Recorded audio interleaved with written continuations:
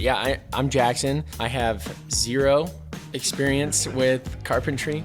I studied at a school for historic preservation in Boston and learned about how things were built, 250 years ago. There's a long way to go. I'm nowhere near the top. Not that I thought I was, but there's so much more to do out there. Welcome back to the Passion for Craft podcast. Today, I am pushing back on you two gentlemen. This was originally an idea by our producer, Austin, so I want to give credit where credit was due, but he brings up a great point. How is it that you guys are saying, everything was built better back in the day, but realistically, if something was built back in the day that just wasn't built well, it wouldn't have made it, So are we seeing the effects of survivorship bias? Are we seeing the effects of where something, we have all these really well designed, really well built buildings, but because they're well designed, they just have held up over time. But then all the shoddy craftsmen that existed back in the day, all of them just aren't, we're not seeing their builds because they were just bad craftsmen. But, you always say craft was better all these years ago, but was it really? Or weren't there still, some J.G. Wentworth? What's the guy's name? I have no idea. Who's the production home builder? J.G. Wentworth. It's the 877 Cash Now guy. Who's the Levittown or whatever? No. All the guys who do production builds. What are all their names? D.R. Horton. D.R. Horton, that's his name. J.G. Wentworth. And his initial last name. So basically what you're asking is... Yes. You get it. Go ahead. What you're asking is... all we're seeing today from the past are the best examples from the past because the crappy ones didn't survive. Correct. They haven't lasted. And so we're just looking at all this great stuff going, oh my gosh, everything they did was great, but it really wasn't. Well, yeah. We're saying every single thing that they built was awesome back in the day because they just knew it better. They understood it more fundamentally. But maybe there were some bad craftsmen back in the day, but we're just not seeing them because they were bad craftsmen. And their stuff just hasn't survived. I think that is definitely true. Yeah. See? I think there's even neighborhoods today that are in our city that are old and charming, but weren't crafted that well. And I'm not going to say where they are. Name one. Specifically, we're thinking of 1960s. You want me to, really? Yeah. Fairmount. I don't think it looks bad. Oh, I don't agree. Those. Let's go get some clips of it. Those are working man houses, right? Those are cheaply built houses in 1900, 1920. Are you going to wait? No, probably not. You want to just keep let's interrupting? Just take that sound bite, and then we'll just call it a day. And you look at the materials that are used, okay? You look at the solid wood trim, more trim put in those houses than put in many new houses today. You look at the quality of material, wood floors, the design. Look at the design of it. And the fact that there is a style, that those are arts and crafts, mission, craftsman style houses that are charming. Those values are appreciating. If it was junk, it wouldn't be appreciating. People do love them. People do I know. People invest money in them because they matter. Mm-hmm. And so I'm not sitting there going to tell you that the craftsmanship's incredible, but compared to today, I would say that it's better. Well, I'm comparing it not to today. I'm comparing it to when at the time it was built. I think we have to compare it to the time it was built. But even if you're comparing it to the time it was built, but look, you have to. We've got him in a corner. No, you've got to have a standard, right? And so, what standard are we holding things to, right? And so, if like you say, well, you got to compare it to the past. Okay. Fine, let's let that be the standard. But we're comparing it. The reason we're saying that it's better is because we're comparing it to what's today.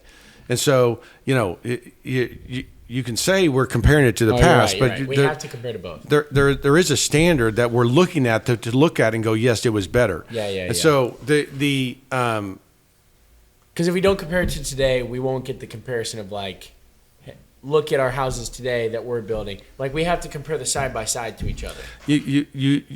it's all filtered through our lens of what we're dealing with today. And so, I would say that, if you look at history, okay, when they started doing in the 1840s, 1850s, when they started doing balloon framing, okay, they looked at that. Oh, that's the cheapest thing. That's the worst thing. We're still nailing studs together today, and so nothing's really changed.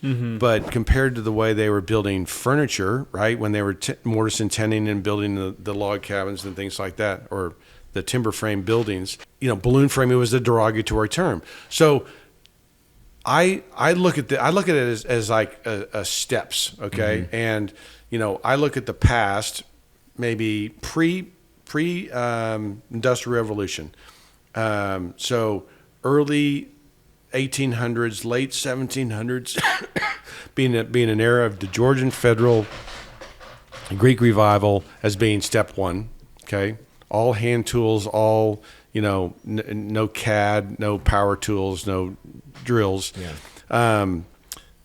Then you have this step that is post production into that pre-World War II, and then you have post-World War II, and maybe a third step or fourth step today, which is the crap that we're building today. Yeah.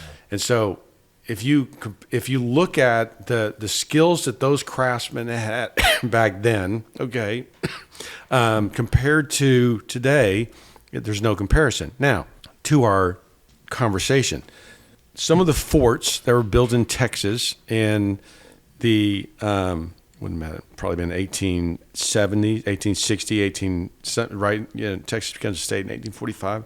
So in those early stages, maybe even the 1840s, 1850s, the frontier forts in Texas, okay, the way they would make their buildings, okay, was they would pound a 2x4 into the ground, end up. Okay, so they basically just pound a 2x4 into the ground. That's your foundation. Really? And it was basically a board sticking up in the air. They would take another board right next to it, and they would make a room, basically of these vertical boards. They'd put a batten over top of those boards, right? Just a smaller piece that would cover the gap between the two boards. Right. So those boards are maybe half an inch apart. This batten would go across that thing. That's how they built it, okay? And so how tall would these battens be? Or how tall would the boards be? 10 feet in the air. So that was their wall? That was their wall. Wow, okay. Then they would put a ribbon joist on it, put a roof on it, and that was their thing. Now, why were they building it like that? That's obviously not something that's going to last. Right. Because they had to have a structure in place. The Indians were attacking, right? They were this nomadic, group of warriors who would show up and then disappear, and they had to have a fort. Yeah. And so literally the same way they do the houses, they do the walls of the fort, right? They were temporary. Now, I wouldn't say that was bad craftsmanship. That was by design. It served a purpose for what it was. It served a purpose for what it was. So, but when I look in the past and I look at examples of how they built cheaply, it's not because they didn't know how. It's because it was driven by a purpose. Anyway. So, okay, to that point, just a little bit. Couldn't you make the argument that D.R. Horton? Wow, I'm not going to stop thinking J.G. Wentworth. Couldn't you make the same point that like D.R. Horton or another production build home is serving a purpose in the same way? Like, couldn't someone out there make that argument? Like, that's just what immediately came to my mind. Like that, hey, it serves a purpose. It's just getting people a home. Well, it's and that's exactly the point that you're making. I think that you not only can you make that thing, I think that is something we should talk about. I would say that a starter house is a starter house is a starter house. Yeah. And so I will not compare the Frontier Fort to the D.R. Horton home.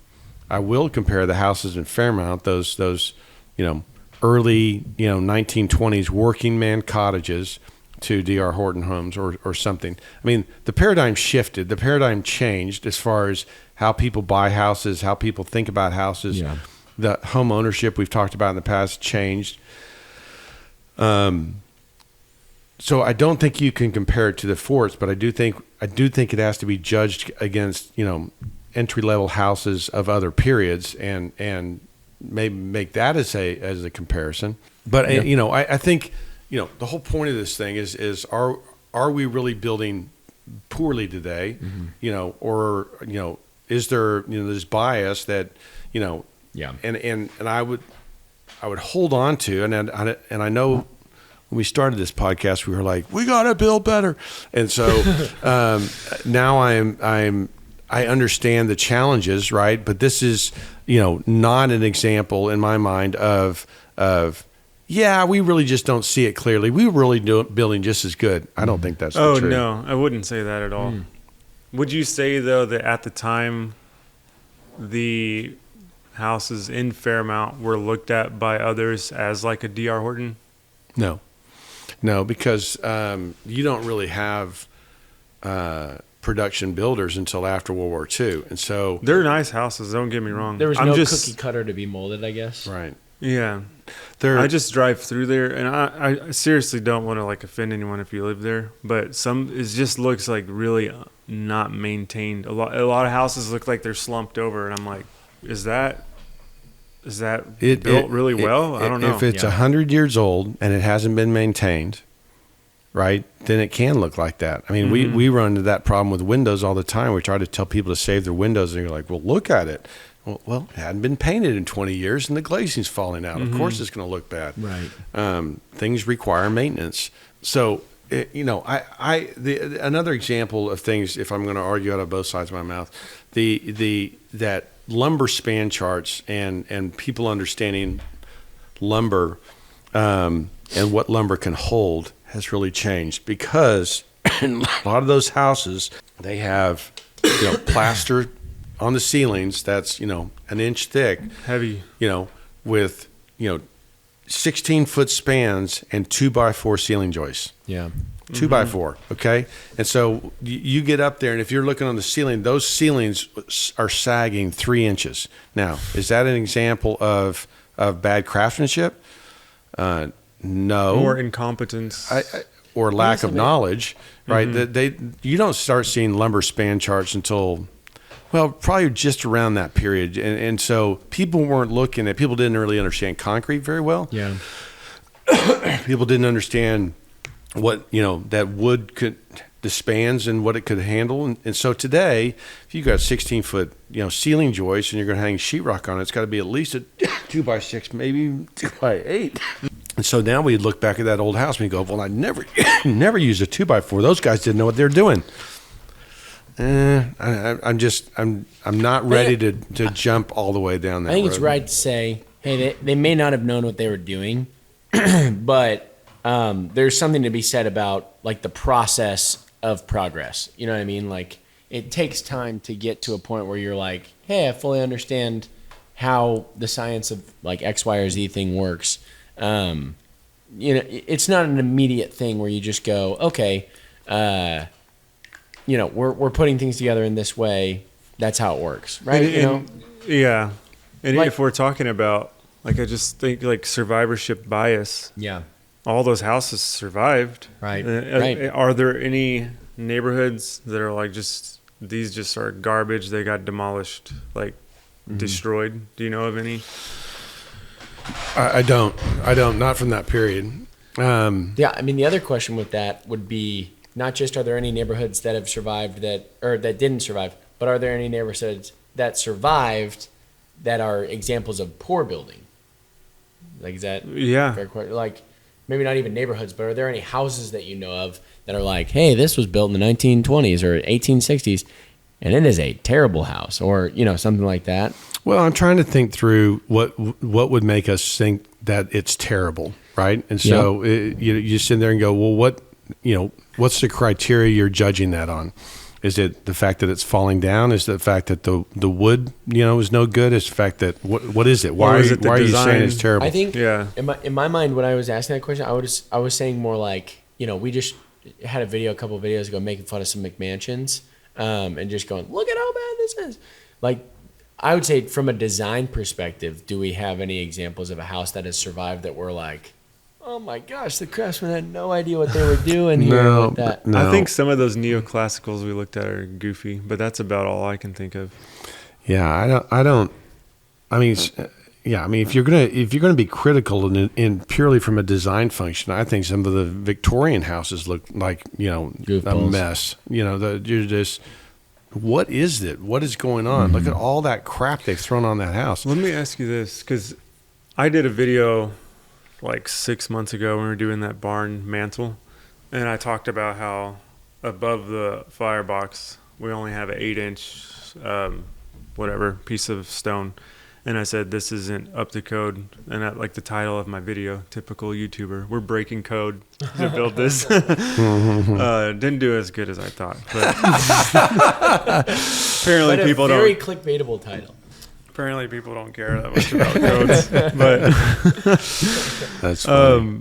I showed in That's there a good title. that, hey, look, this thing's only 8 inches above. The code is 12 inches on top, and then so much out from there from how much the wood projects.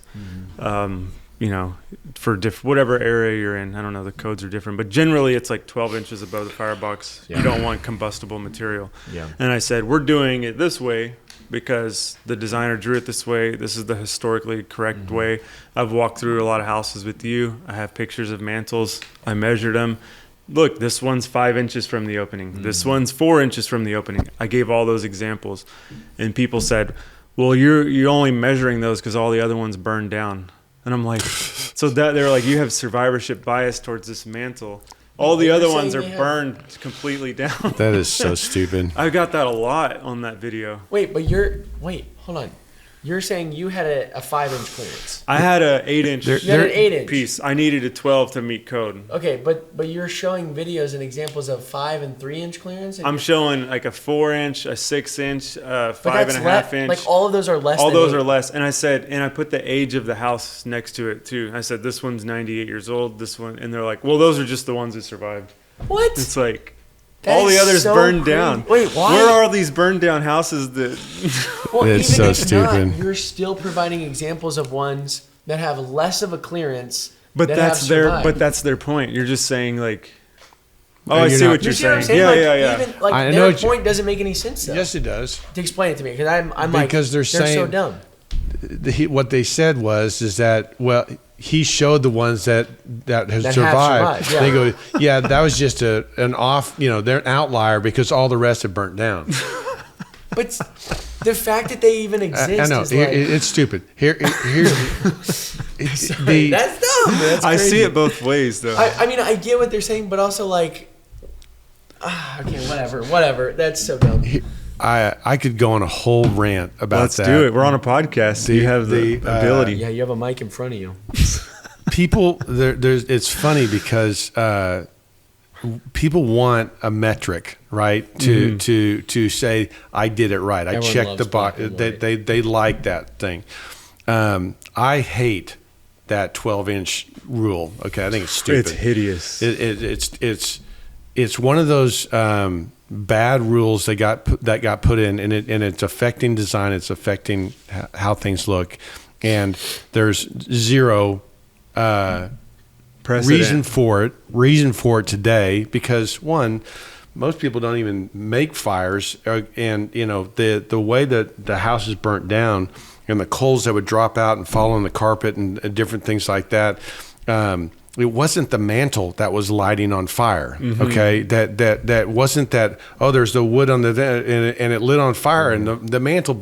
It wasn't even that happened. Right. That's a good point. It was like the hearth. It was the hearth. It was the things outside of the thing that caught on fire. Because in order for the mantle to catch on fire, I'm sorry, I'm just trying to wrap my head around the pieces that we're talking about. In order for the mantle to catch on fire, you would have to have a fire so big and blazing that it is coming out of the thing and up a foot. Correct. Okay. Yeah. Or 4 inches. No one think about that. And it's so it's inferno. What are you putting up are you forging something in your fireplace? Like it just doesn't make any sense. And so it's anyway.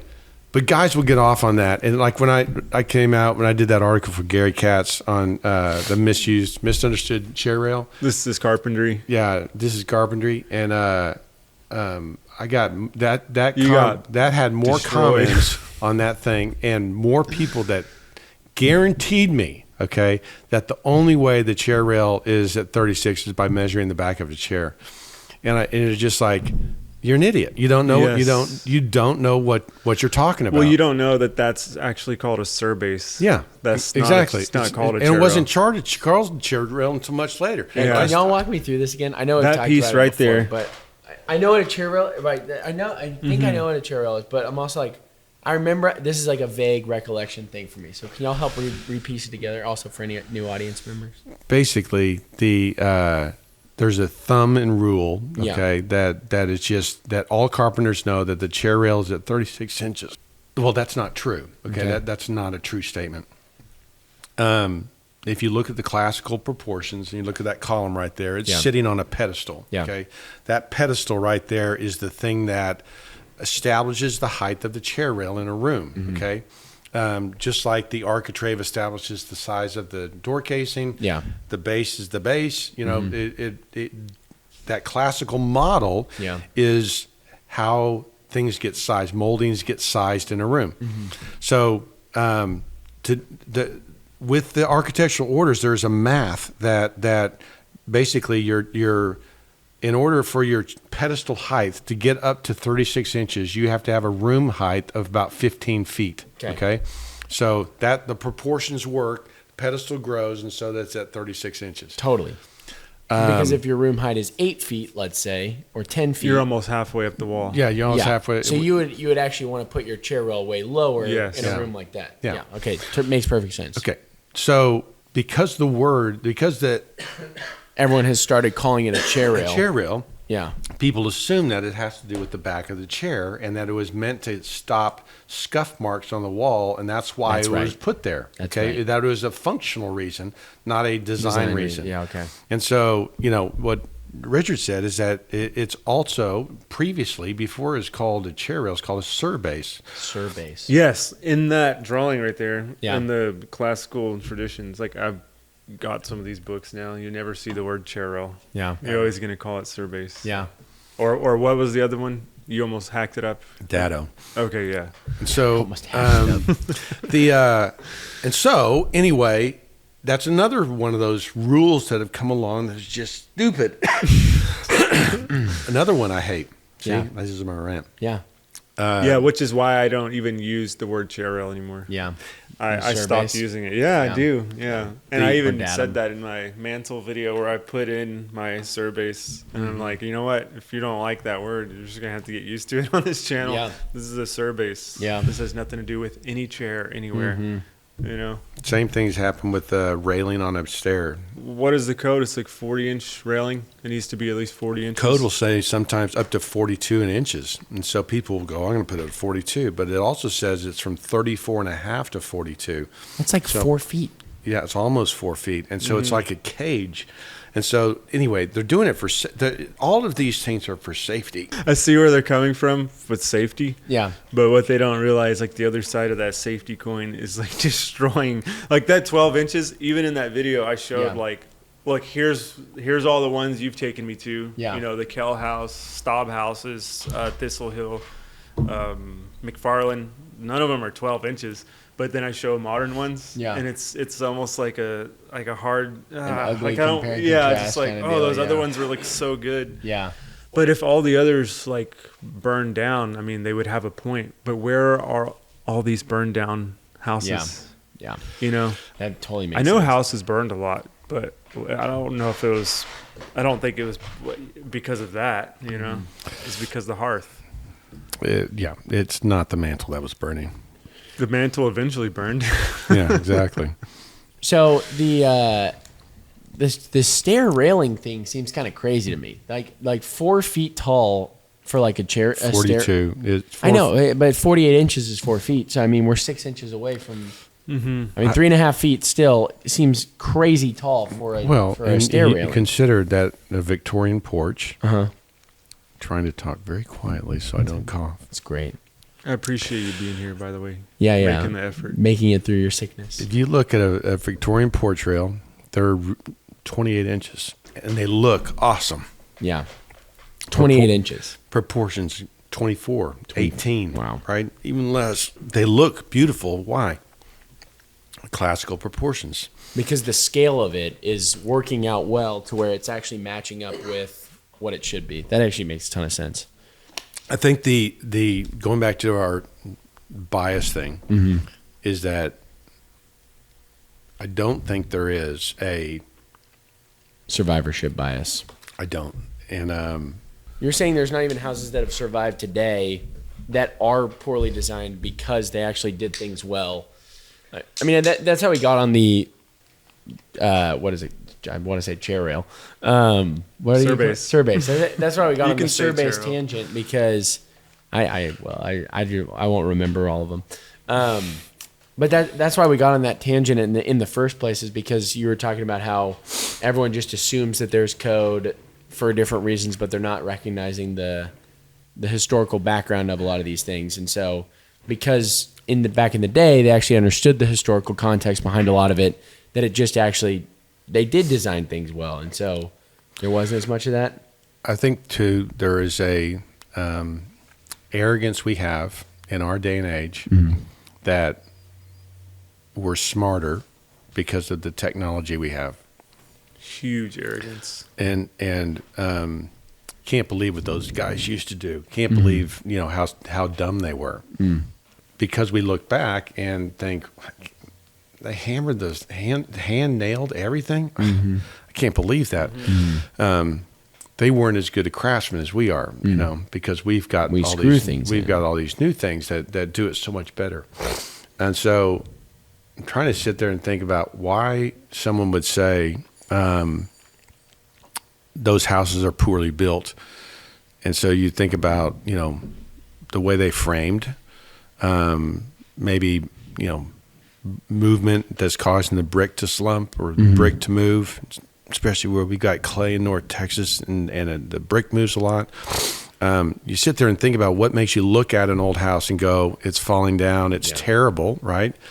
And what are those things that are, time, right? How much of that, you looking at that house is time, and how much of it is bad craftsmanship?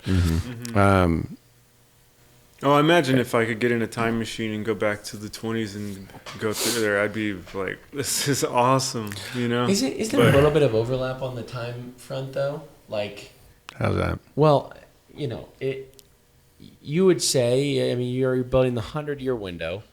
You would say that if you are building those windows correctly and like in good craft, then they are going to stand up to the test of time. There's minor maintenance things that need to be done in order to upkeep that. But for the most part, if you are the craftsman and you're crafting it well, it should stand up to the test of time. So doesn't it call into question a little bit of the craftsman angle of like, hey, it is slumping. It is, whatever. And maybe there's some technological, variables there. But doesn't that call some of those things into question? Am I not making sense? No. Okay. Because if we're like, well, the house is slumping after 100 years, it's like, hey, it's maybe not lasting 100 years. It's lasting, 80 years. It's lasting, whatever. Like, how would you feel if in 90 years, your 100-year window, if maintained the way that you said, has Muntin bars falling off and glass panes falling out? Like, would you feel like you have crafted it well? Or would you feel like, you see what I'm saying? I see what you're saying. Well, the other thing that's clouding my view of it too is knowing how production houses are built and the cardboard they put on the outside for sheathing. Yeah. Versus the way those houses were built with solid wood sheathing. Yeah. And makes me go, well, that was definitely better, right, than it is today. Yeah. Now, their foundations are different today. They're slabs instead of pier and beam. Pier and beam is something that, is suspect because the ground moves and it makes the house wonky. Yeah. But I don't think that's a craftsmanship thing. That was a building decision. Yeah. Anyway, it's also things that cause my filter to change too, is looking at how new houses are built. And, when I went through that exercise for building a production house. And we didn't end up going down that road, but talking to the builder and him explaining that basically the people that are on those jobs are unskilled workers. Yeah. Kind of maybe there's one foreman on the crew that kind of knows how to build, but did he need to tell you that? Couldn't you have seen? I was just saying, like, did he need to tell you that they were unskilled workers? Well, I didn't see the crooked things that he was describing. Yeah. Right. He was describing some things that were crazy. Anyway, that's also causing my filter to look back at the past and go, no, that's still built better. Yeah. I don't think I have a bias. I think a lot of the materials too is a big portion of the problem. Yeah, like that cardboard. Yeah, the cardboard siding. You just I forget about a lot of that stuff, and the doors, man, like the doors. Yeah. Well, I guess hollow. Let's think about it like this. Let's fast forward 100 years from now and look at the D.R. Horton stuff. Yeah. Well, Man. what are we looking at? We're looking at that cardboard. We're looking at the doors. No. I'm just saying. Will they be around? Years, they're not going to be around. Oh, it's what are we looking at? It's a pile of cardboard. It's in the dump already, Yeah. Or there is a community up in up north somewhere. I'll just leave it at that. That's like a production built community that looks bad. Yeah. Like it looks like it's getting to that point of like total degrading. Yeah. And I would guess it's from the 80s or 90s, and it looks really bad. Stuff so it's is 40 falling years apart. old, and it's already just tanked. I think that you take the quality of craftsmanship and just let's just not say quality of, just say craftsmanship. Yeah. Or the abilities of buildsmanship. If we want to get crazy. Buildsmanship. Yeah. You got your tape recorder? I need to watch that movie. And you just look at the skill set that was required to build a house at that time, and if you asked craftsmen today to build like that, I don't think they could. Mm-hmm. I agree. That's a good barometer. And they'd be like complaining about it. Why would we do? We could do it like this. Yeah. Look at all this wood. Why are we putting so much wood on this house? This cardboard was light. Now we're lifting up wood. Yeah. That's actually a really good barometer. Is that like almost solves all of it? Is just get the builders from today to go like, give them the IKEA template of like, this is your house, these are your materials, go build it. And then if they can, then building hasn't lost its quality. But if they can't, then building has lost its quality. So it makes imagine sense. those guys showing up on a job site today, okay, and there is no foundation. Right. They've got to dig the foundation. They've got to set piers, and then they've got to string line and put their beams out there. They got to frame that all in. Then they got to put the subfloor down. Then they got to build. I don't know if they can. Dude, digging the foundation already look, is crazy. Doing it without power tools. Yeah. And then you ship them a millwork package, and there's a plating window. They're like, "What is that? What do we do with this? Where's the flange on this?" Yeah, exactly. It's like, and so you think about all those, and there's no nail guns, right? They're having to do everything with hand nails, and right, and so you're just like, I would struggle, and I consider myself pretty skilled, pretty proficient. Me too. What? So it's like, have y'all seen the Drywall Expo video? It's really good. It's like an old video. It may not be that old. I'm not trying to, whatever. May have been from the 40s or something. They're like showing off, like, look at the new material drywall. And you have that in one of your videos. The skilled craftsman goes and installs Austin it. found it. I mean, it's an awesome video. You see this guy going, ka-thunk, ka-thunk, ka-thunk, ka-thunk, and he's wearing like a button-up shirt. Yeah, he's wearing a button-up shirt. He's got an axe on the back of his hammer, and he's got a hammer on the front. there's those videos for framing too. Dude, they're machines. It's amazing. And the tricks that they had to like see this bracing in the deal? Yeah. In the roof. That cross bracing, there's a video and I can still remember those guys how they do it. so awesome because basically the guy was holding the whatever that 1x4, and he was above, and there was two guys, and one guy above was holding the thing, and the guy took his saw along the sides of that joist and went right, cut the thing at the angle, nailed it. Okay, then all he did was flip it over. Okay. What? So he didn't need to cut it again. Yeah. He didn't need to cut it again. And the guy nailed it into the bottom, and then he sawed it again. And I was just like, that is so clever. That is so. It's such a good time saver. It's just efficient. The guy took 6 strokes, and the thing was sawn through, and then his the guy arms probably nailed it. Two nailed, bam, bam, bam, bam, just nailed off. Yeah, and you're just like, anyway, it's humbling. Yeah. Okay, to look at and watch those guys do that, and you're just like, and okay, maybe this conversation is over if we showed that video because. Yeah. You see what those guys are doing, you're just like, yeah, that's pretty freaking slick. I'm more impressed by that than all the fancy new gear at the latest convention. Like, that's talent right there.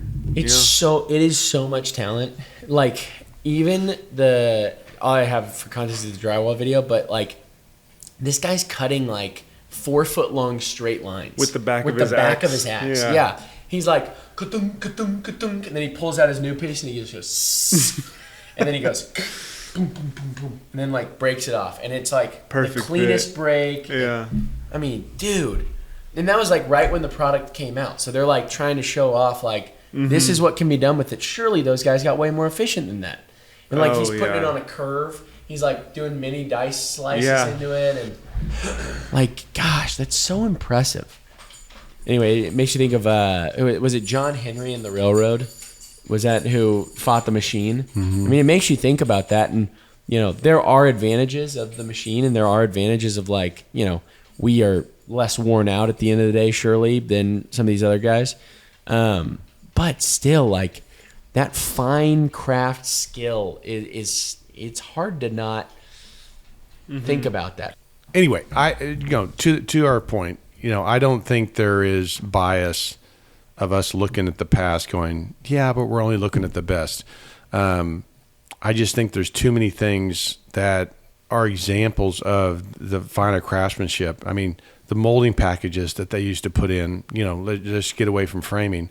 And I always think about them hand nailing all their trim.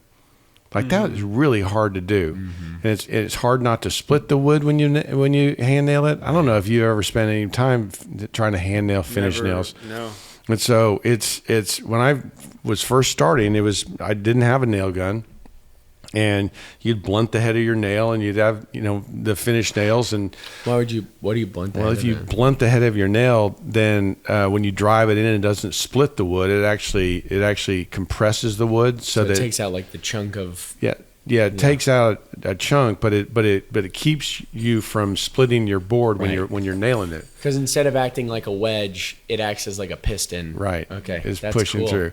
So there's things like that, and the guys would take it and run it through their hair, so they would get a little oil and on it, so there was all these little freaking tricks. But the hardest part was when you get it down to the face of the board, not denting, and not dent it. And so the guys that could, boom, boom, boom, and their last one being just enough to knock it below the surface of the wood, but not dent the wood. Wow. And so you're just like, anyway, that's kick ass to me. That's really cool. And that guy who I had working for me, Kenny, I think I've told this story, but he was telling the story that when he was in high school, he was in the trade class, and the guy was teaching them how to hammer these nails. Okay. Think about that, which is pretty cool. We should be teaching trades. This is a shout out. We should be teaching trades to our kids in high school and middle school. But this teacher was teaching, and he was going too slow, and the teacher hit his hand and bruised his thumb. He said, "You're taking too long."